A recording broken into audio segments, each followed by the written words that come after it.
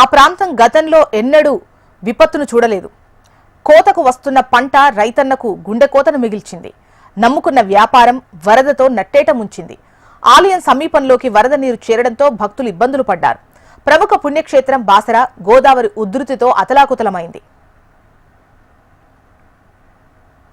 ఉమ్మడి ఆదిలాబాద్ నిజామాబాద్ జిల్లా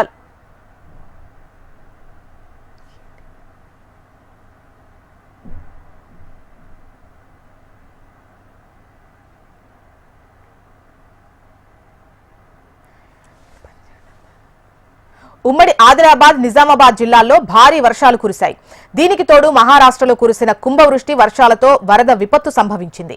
గోదావరి నది ఉగ్రరూపం దాల్చడంతో చదువుల తల్లి కొలువైన బాసర క్షేత్రం అతలాకుతలమైంది.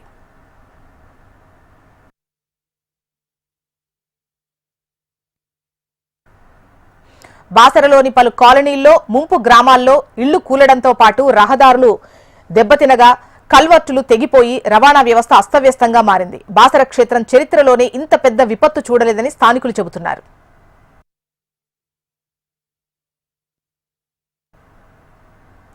గతంలో ఎప్పుడూ లేని విధంగా బాసర పురవీధుల్లో నీరు చేరడంతో పాటు వ్యాస మహర్షి ఆలయం పరిసరాలకు నీరు చేరింది.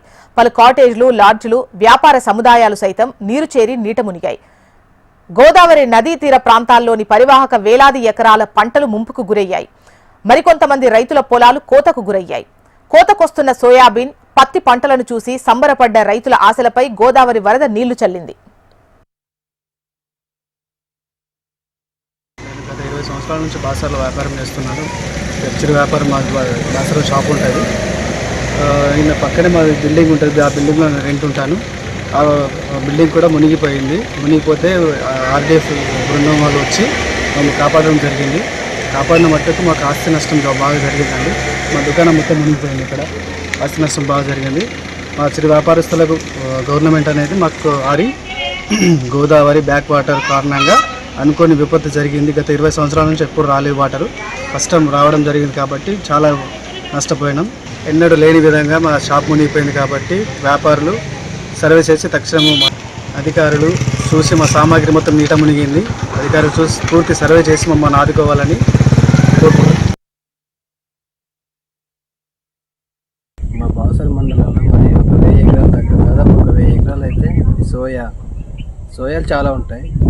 పంటలు, సోయా పంటలు. మరి ఈ అధిక పూర్వం వల్ల వచ్చి బ్యాక్ వాటర్ బ్యాక్ వాటర్ ఇంత మాకు ఎప్పుడు చూడలేదు. మన చిన్నప్పటి నుంచి ఇంత వయసు వచ్చింది మాకు. ఈ వయసులాగా ఎప్పుడు చూడలేదు. ఇదే ఫస్ట్ టైం. టెంపుల్ దాకా వచ్చినాయి, అమ్మవారి టెంపుల్ దాకా వచ్చినాయి. మరి చాలా పంటలన్నీ నష్టపోయినాయి. మా బాసర 15 మంది స్థానిక అధికారులు, నాయకులు